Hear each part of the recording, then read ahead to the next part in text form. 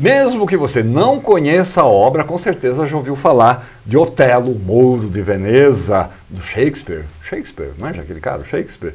Mas agora você vai conhecer Otelo, o outro. É isso, Kenan Bernardes? Exatamente. Prazer te receber aqui. Obrigado, Atílio, prazer meu. O outro, cara. Quer dizer, vocês partiram da história. Vamos falar para quem não conhece muito bem, vamos dar uma pincelada na história do Mouro de Veneza, lá do Shakespeare.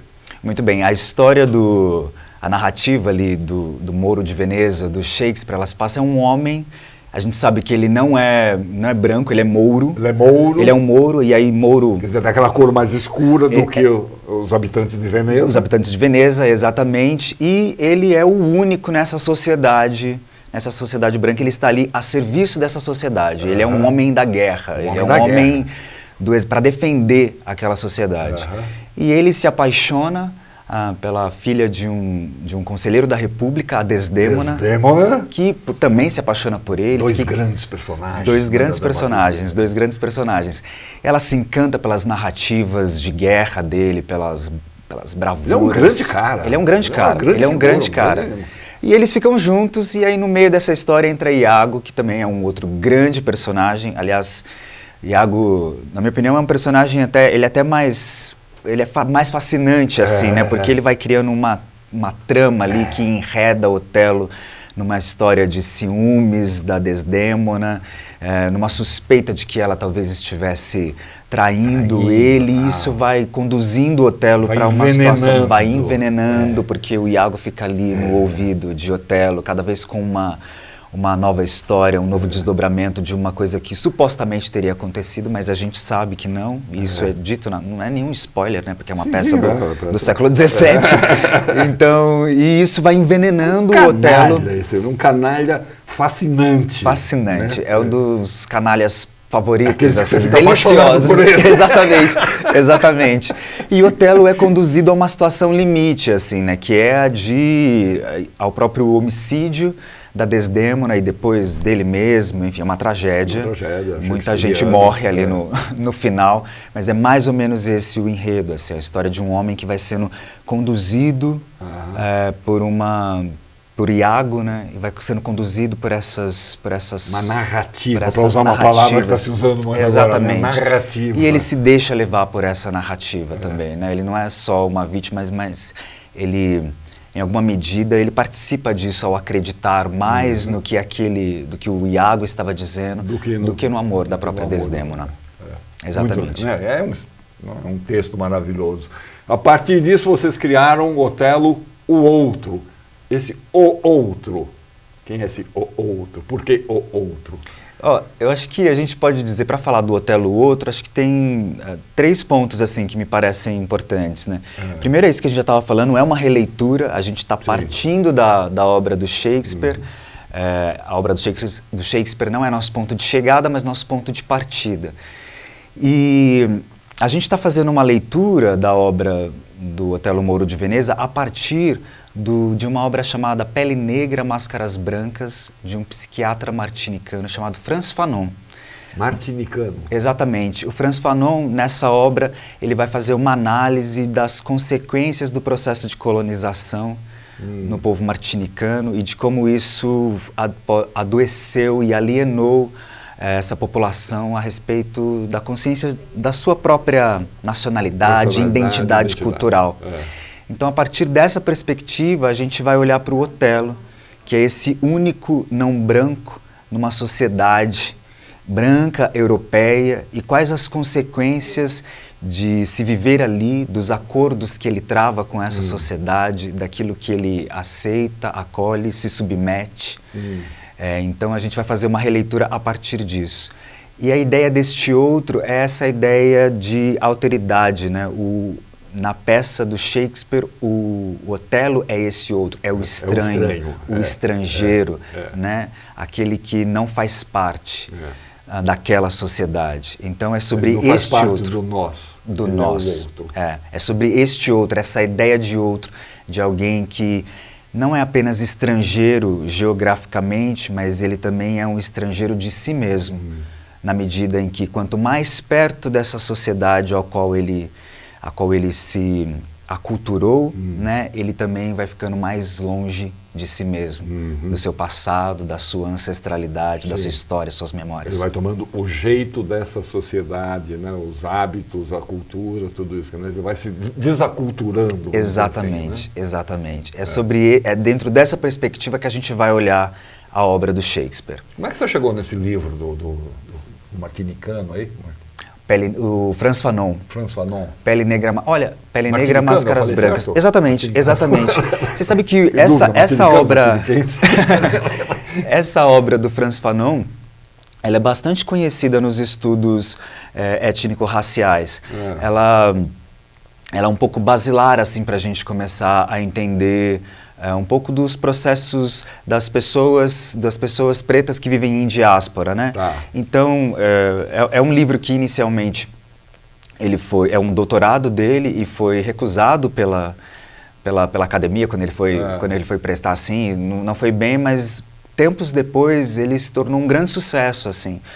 Porque de fato o Frantz Fanon ele faz uma reflexão muito profunda e muito minuciosa de como o processo da colonização afetou psiquicamente, sobretudo, né, as pessoas que viveram sob esse processo, né. Ele vai falar de uma experiência muito particular, que é a experiência dos martinicanos, que viveram sobre a colonização da França, mas a gente pode, ao ler o livro dele, fazer paralelos com a nossa experiência, com a experiência brasileira. E é isso que a gente faz um pouco, entendendo... Frantz Fanon, existe em português esse livro? Sim, existe em português.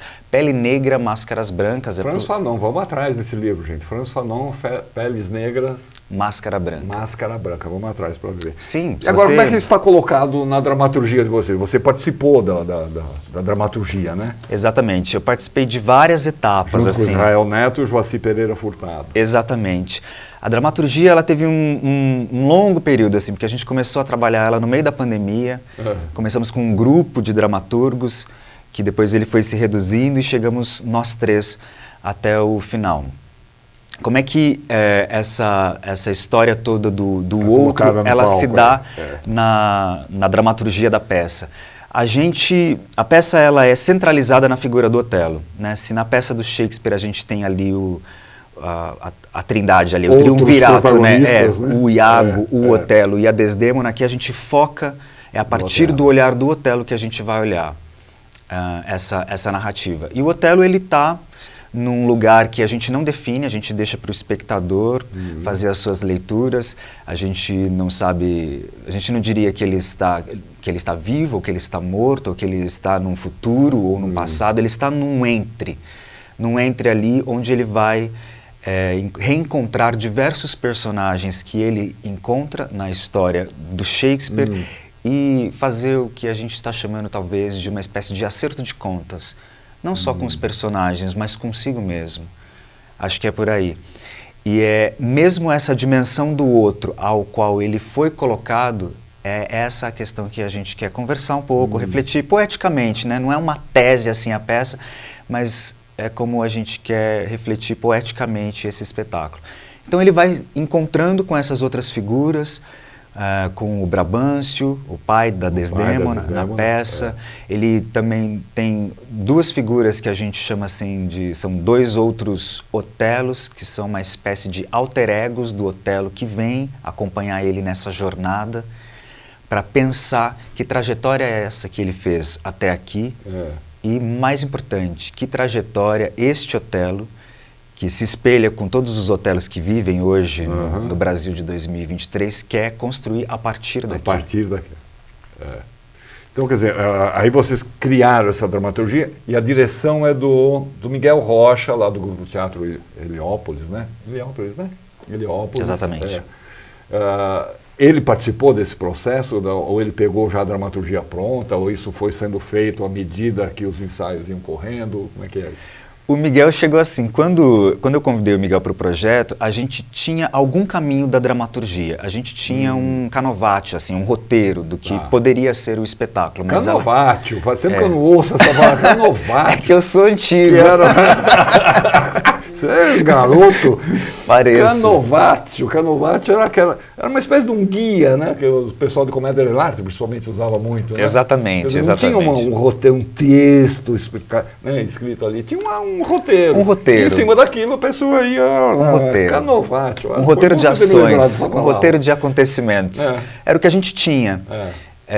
Mas já estava bastante sedimentado ali naquele momento a ideia para onde a gente desejava ir com o projeto. Então o Miguel ele chega nesse momento, assim.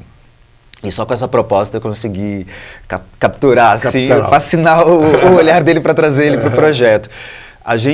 Quando a gente entrou em sala de ensaio, a dramaturgia ela estava em curso e ela também foi construída, como eu disse anteriormente, né, a partir de uma leitura ali da obra do Frantz Fanon, a partir de provocações que a gente foi tendo e fazendo na própria sala de ensaio, demandas que os atores eles foram trazendo, como é que os atores entendiam esse Otelo, de que maneira que esse Otelo do Shakespeare espelhava com estes atores, alguns disparadores que o próprio Miguel trouxe para a sala de ensaio. Então a dramaturgia ela é resultado de uma série de atravessamentos. Que o processo foi tendo. Aí chega um momento que você fala, bom, tem que parar, porque senão a coisa não tem fim também, né? Exatamente. Vai. Chega um momento que você fala, bom, é isso, né? Exatamente. Chega estratifica, né? Bom, é isso. Sim, sobretudo porque desde quando a gente começou o projeto, a gente tinha ali a perspectiva de uma data para estreia também, né? Então o processo ele não poderia ficar assim ad infinito ali. Então, mas onde a gente chegou é bem onde a gente gostaria de ter chegado. Espelha bem. Obviamente, se a gente tivesse mais um ano de processo... exatamente, porque a coisa, né?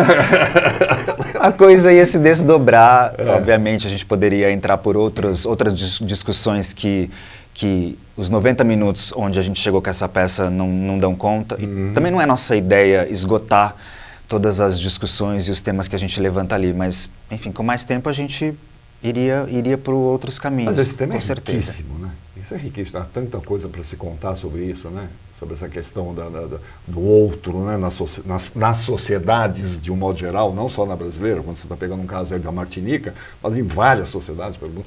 Acho que no mundo inteiro, né? A gente fala muito da questão do negro no Brasil, mas outros países têm questões com asiáticos, com vietnamitas, né? Esse é um ponto muito importante, Atílio, que você fala, porque embora a gente, nosso espetáculo, esse e o outro, ele está ali representado, sim, pela figura do homem preto, mas, sim, essa experiência de alteridade, ela é uma experiência que ela está sujeita a que outros grupos, eles possam sofrer. Nesse sentido, o espetáculo, ele pode conversar, certamente, né, com experiências de outros grupos étnicos, inclusive no Brasil. A gente tem um outro grupo étnico, embora a gente não toque nessa questão, porque, enfim, a gente não daria conta, mas os grupos indígenas, foco, né? Por exemplo, né, é um outro aqui dentro da nossa sociedade, o mesmo grupos de latinos que têm migrado para cá, né, os bolivianos, os venezuelanos, são outros da nossa sociedade também. A sociedade, né, sempre olha como uma coisa estranha, né, algo que não faz parte. Como aquele que não pertence a nós. Não pertence, né? Não faz parte, né, uma coisa... A gente tem umas fotos aí para a gente mostrar. Nós estamos falando do Otelo, o Outro, que vai fazer uma temporada de 18 de agosto, sexta-feira. Sexta-feira. Até... Dia 3 de setembro. 3 de setembro, isso. De quinta a sábado às 8 da noite, domingo às 7 da noite, lá no Centro Cultural São Paulo, com ingressos gratuitos. Ingresso gratuito na Sala Jardel Filho. A salona. Na salona. É muito fácil, só reservar o ingresso pelo site do Centro Cultural. É bom reservar antes, né, para não chegar lá na hora. É a garantia. Você pode também ir presencialmente retirar o ingresso ali minutos antes do espetáculo, mas tem essa possibilidade de reservar antes, pelo site do Centro Cultural São Paulo. Cadê as fotos para a gente ver? Aí são os três personagens, né? Exato. Os 3 atores, aliás. Vocês fazem vários personagens, então. Exatamente. Somos os 3. O Otelo circula entre cada um? O Otelo circula. Todos os atores, em algum momento da peça, vai fazer o Otelo. E quando não está fazendo o Otelo, está com outro personagem. Né? Vocês usam algum cenário ou um palco negro? Como é que é a coisa? Temos um cenário, sim. O cenário é assinado pelo Júlio Dokjar, figurinos da Silvana Marcondes. Nas fotos a gente não revela muito do cenário, porque isso era um desejo também de que ficasse para quem tiver a experiência de assistir o espetáculo pessoalmente, Claro, né, presencialmente. Então vocês ficam lá até o dia 3 de setembro, mas é claro que o espetáculo vai continuar depois, né? É o que a gente deseja sempre, né, Atílio? O Aliás, desejo... é um espetáculo muito bom para circular, né, cara? O desejo é que faça vida longa, né, com o espetáculo. A gente faz essa temporada, que não é uma temporada muito longa, então quem quiser ir, vá na primeira semana, né, que é muito legal, mas sim, a gente pretende continuar, obviamente, depois. O espetáculo que eu estava falando, bom para circular, não só pelo aspecto, é prático, né, me parece, né, são 3 atores, como pela temática em si, né? Exatamente. A gente tem esse projeto, a gente está trabalhando e inscrevendo projetos em alguns editais e, enfim, na luta pela captação para que ele continue. Mas eu acho que vai ser bem interessante poder levar ele para outras praças, além ali do centrão de São Paulo. Acho que dá um caldo bom. Sim. Otelo, o outro, concepção e produção geral do Kenan Bernardes. Eu falei, é Kenan ou é Kenan? Kenan. Kenan Bernardes, dramaturgia do Israel Neto, do Joaci Pereira Furtado e do Kenan, encenação do Miguel Rocha. No elenco está o Carlos Denigro, um grande abraço, um beijão pro Carlos Denigro, Jefferson Matias e o Kenan. Porra, você ganha 3 cachês aqui, né? Mais ou menos, não é bem assim. Você sabe que com um espetáculo, quando a gente está estreando, o espetáculo de estreia, né, ele tem muitos gastos, né? Então eu penso que é muito importante que o